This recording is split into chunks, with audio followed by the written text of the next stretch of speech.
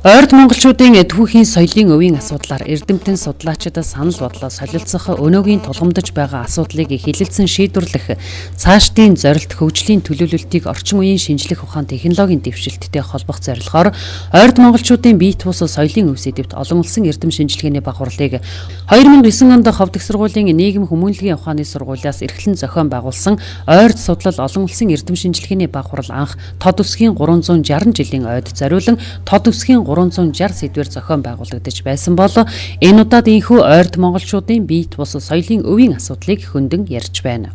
За энэ хурлын онцлог нь бол өмнөх хурлуудаас ЮНЕСКОгийн соёлын өвд бүртгэгдсэн олон чухал өвүүд бол байдаг. Тийм энэ өвийг судлах, хамгаалах, өвлүүлэх чиглэлээр эрдэмтэн судлаачдын үзэл бодлыг бол хилцэн. Ойрд монголчуудын бие тус соёлын өв сэдвт олон улсын эрдэм шинжилгээний баг хурлын нээлтэнд улсын их хурлын гишүүн Отгоон Батнасан, Ховд аймгийн иргэдийн төлөөлөгчдийн хурлын дарга Гомбогийн Пүрэв ганд нарын албаны хүмүүс оролцож хуралд оролцогч эрдэмтэн судлаачдад амжилт хүслээ. 2 жилд нэг удаа зохион байгуулагддаг энэ хуралд Монгол улсын томоохон эрдэм шинжилгээний байгууллага их сургуулиудаас төлөөлөл оролцож байна.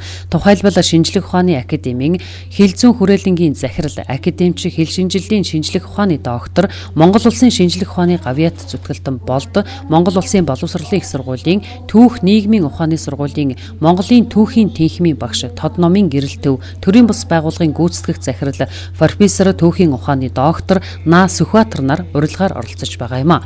Мөн дээрх улсын эрдэмтэн судлаачид оролцож нийтдээ 30 илтгэлийг хилэлцэж байна. Ялангуяа манай баруун бүсийн монголчууд бол түүхийн хувьд ч, соёлын хувьд ч, хэл ярианы хувьд ч бас их өрмөс содон сонин зүйлийг агуулсан байдаг.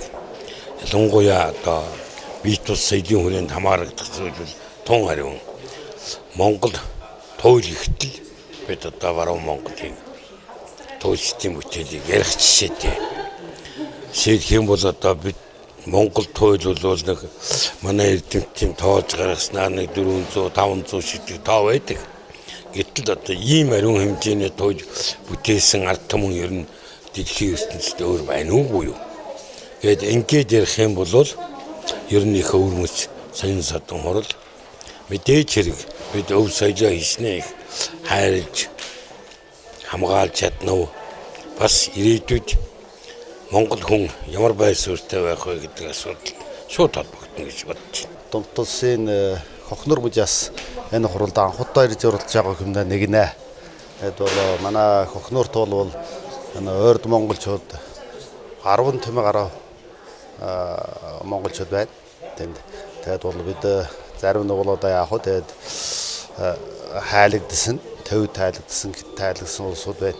Гэтэл 2 төм гаруй монголчууд бол танд өөрийн нэг хэлс бичгээд хэлдэг, сурдаг ийм монголчууд байгаа.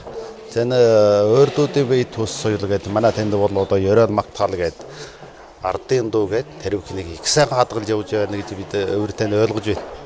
Тэгээд энэ удаа хуралд бол бас манай дээд монголчуудын энэ ёроог зан өвлийн тухай тийм илтгэл тавья гэж бодож байна. Нүүдэлчин монголчууд бид дахин давтагдашгүй өв соёлтой ард түмэн. Сүүлийн үед тэр сайхан өв уламжлал устж үгүй болох асуудал хөндөгдөж байгаа учраас эрдэмтэн судлаачид энэхүү анхаарлаа хандуулсаар байна. Тиймээс энэхүү эрдэм шинжилгээний баг хурлыг 2 жил тутам зохион байгуулж алтан магтаал, туйл бие биелгээ, ардын язгуур урлаг, нүүдэл наадмаас эхлээд аж байдлын олон чухал биет бус соёл өв уламжлалаа хадгалан үлдээх, үр хойчтой өвлүүлэх, олон нийтэд сурталчлан таниулахад Ховд их сургуулиас санаачлан зохион байгуулдаг энэ хурал үр дүнгээ өгнө гэдгийг хуралд оролцогчид онцолж байлаа.